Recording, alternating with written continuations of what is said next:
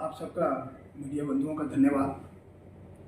आपने समय निकाला और मुझे इस पत्रकार वार्ता में हिस्सा बनाया। 26 तारीख को मैंने भारतीय जनता पार्टी ज्वाइन की और मैं पहले भी कह चुका हूँ कि माननीय हमारे प्रधानमंत्री नरेंद्र भाई मोदी जी, उनके जो काम करने का जो तरीका है, अपलिफ्ट करने के लिए जो उन्होंने काम किया है और भारत को फिर से सोने की चिड़िया बनाने की राह पर जो कार्य कर रहे हैं, उससे मैं काफ़ी प्रभावित हूँ। फिर सबसे ज़्यादा ये कि जम्मू कश्मीर को जिस तरीके से उन्होंने 370 को तोड़ करके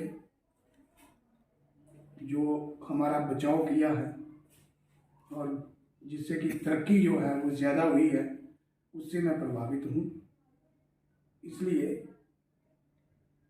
मैंने ये काफ़ी देर पहले सोच लिया था कि रिटायरमेंट के बाद मैं भारतीय जनता पार्टी ही ज्वाइन करूँगा। ये बहुत बड़ी पार्टी है, इसमें एक बार आप चले जाओ पता ही नहीं चलेगा आप कहाँ चले गए।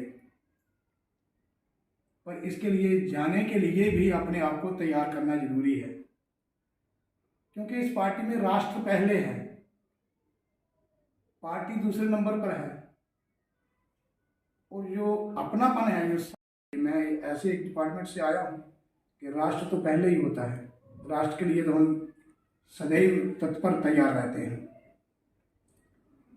फिर उसके बाद आ जाती है मेरे वंचित समाज की बात। तो काफ़ी कुरीतियाँ हैं कि मैं ऐसे डिपार्टमेंट से आया हूँ कि हम सिर्फ नौकरी ही नहीं करते, समाज को देशद्रोहियों से बचाते हैं, समाज की तरक्की के लिए काम करते हैं।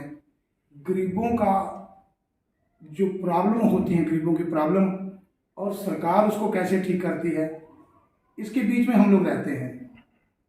हम लोग सभी एरिया की जो प्रॉब्लम्स हैं, जो डेवलपमेंट कहाँ नहीं हुई है, लोगों को क्या प्रॉब्लम है, देश के प्रति लोग कैसे हैं, ये सब चीज़ें हम। आपकी सेवा किस प्रकार रहेगी लोगों के लिए, आम लोगों के लिए जो काफ़ी जिनको शामिल हुई? मैं ये कहना चाहता हूँ कि सेवा तो जो एक बार सेवा सोच लेता है सेवा करनी है, वो तो सब लोगों की बराबरी ही सेवा करनी चाहिए, करता है। लेकिन पार्टी में आकर के जो सबका साथ, सबका विकास, सबका विश्वास और फिर सबका प्रयास, इस पर ही चलते, इसमें सब कुछ आ जाता है। अभी भी कई लोग हैं जिनको जैसे कि कुछ टेक्निकल फॉल्ट्स आ रहे हैं, गांव-गांव में जाकर के पता चला है कि लोगों को किसी को दूसरी किस्त नहीं आई, किसी को तीसरी किस्त नहीं आई।